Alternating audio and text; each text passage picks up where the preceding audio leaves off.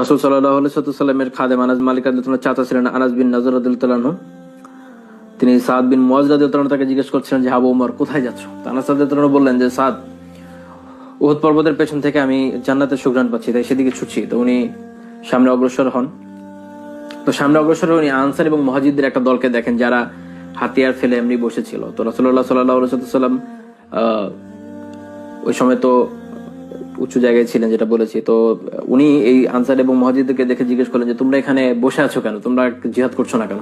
তো তারা বললেন যে রাসূলুল্লাহ সাল্লাল্লাহু আলাইহি ওয়াসাল্লাম নিহত হয়েছে, তারপরে জীবন দিয়ে মানে আল্লাহ রাসূল মারা গেছেন, নিহত হয়েছেন, শহীদ হয়েছেন, তো এই জন্য তার আর কেউ লড়াই করছে না। তো তিনি একটা কথা বলেছেন যে যদি আল্লাহর রাসূলই বেঁচে না থাকে তোমরা বেঁচে থেকে কি করবে এই দুনিয়ায়?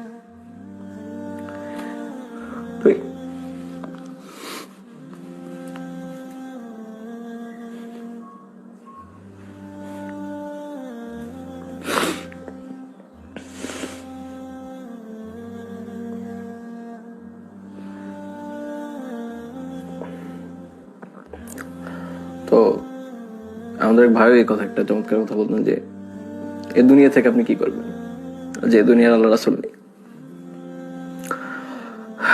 যে দুনিয়া সাহাবীরা নেই, মানে সেই চমৎকার মানুষটা কেউ নাই, ওই দুনিয়া থেকে আপনি কি করবেন? এই দুনিয়া একটা ময়লা জায়গা, একটা নোংরা জায়গা। এই দুনিয়া পাপ পঙ্কিলতায় ভরপুর। এই দুনিয়ায় ভালো কি আছে? এই দুনিয়ায় যদি সব থাকতো তারপর সেই মানুষটা তো আর নাই।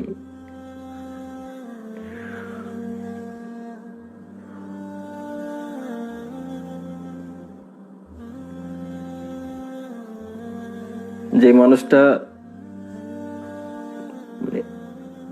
একথা আয়েশা রাদিয়াল্লাহু আনহা যেমন বলেছেন যে কোন এক পূর্ণিমার রাতে আমি চাঁদের দিকে একবার আর আল্লাহ রাসূলের দিকে একবার তাকিয়েছিলাম। আমার কাছে মনে হচ্ছে আল্লাহ রাসূল চাঁদের থেকে অনেক অনেক সুন্দর। তো সেই সুন্দর মানুষটাও তো নাই, সেই সুন্দর সময়টাও নাই যিনি আপনাকে আপনার পিতা মাতা বা যে কারোর থেকে সবচেয়ে বেশি ভালোবেসেছেন, আপনার কল্যাণের জন্য সর্বাত্মক চেষ্টা করেছেন। সে রাসূলুল্লাহ সাল্লাল্লাহু আলাইহি ওয়াসাল্লাম তো দুনিয়াতে নাই। তো এই দুনিয়াতে থেকে কি করবেন?